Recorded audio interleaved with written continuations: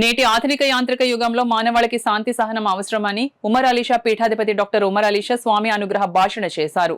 కాకినాడలో గల hotel royal park లో లక్ష విశ్వగురు వరల్డ్ రికార్డ్స్ ఆధ్వర్యంలో 2025కు గాను ఉగాది పురస్కారాల ప్రధానోత్సవ వేడుకలు ఘనంగా నిర్వహించారు.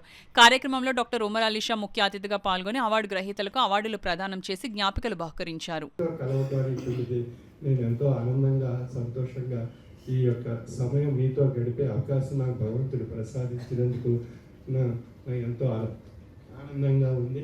అదేవిధంగా ఈ రోజున మరి రాంబాబు గారు ఎంతో దూరం నుండి వచ్చి ఇక్కడ కార్యక్రమం నిర్వహించడం, మరి సేవాస్ఫూర్తిని మనందరికీ వారి యొక్క కష్టం ఏ విధంగా కష్టంతో ఎదిగి పైకి ఉన్నతమైనటువంటి శిఖరానికి చేరుకున్నారనేటువంటి విషయాన్ని వారు తెలియజేశారు. మరి అటువంటి కష్టపడినటువంటి వాడు ఋషి కాగలరు. అటువంటి ప్రతి ఒక్కరు కూడా మనకు కష్టాలు వస్తుంటాయి. కష్టాలు రానిటువంటి మానవుడు కాదు. కాబట్టి కష్టమే మనకు ఒక పరీక్ష, కష్టమే ఒక టెస్ట్. మనకి పరీక్షల్లో మనం ఉత్తమమైనటువంటి మార్కులు రావాలంటే కష్టపడి చదవాలి. చదివితే మనకు హయ్యెస్ట్ మార్క్ ర్యాంకింగ్ వస్తుంది.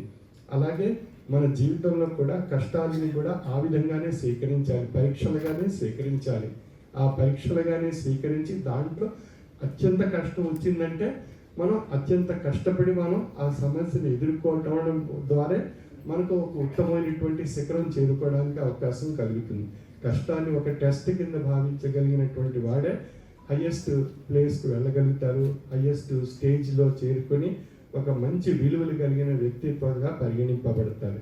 కాబట్టి మనం ఏం చేస్తుంటాం, కష్టం వస్తే స్వామీజీల దగ్గరికి, పీఠాధిపతుల దగ్గరికి, లేదా గుళ్ళు, దేవాలయాలు, ఆయా ఆలయాల దగ్గరికి వెళ్ళి మొక్కులు ముడుపులు మనం అందించుకుంటుంటాం.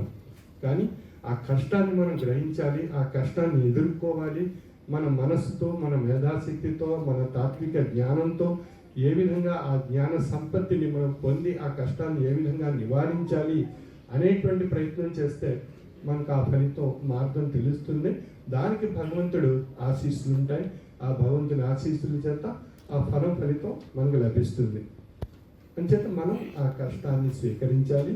కష్టంలో ఉండేటువంటి అవకాశాలను ఏ విధంగా అధిగమించాలి అనేటువంటి జిజ్ఞాసతో జ్ఞాన మార్గంలో మనం ప్రయాణం చేసి మనం ముందుకు సాగగలిగినట్లయితే ఎన్నో విజయాలు మన వెంట నడుస్తాయి.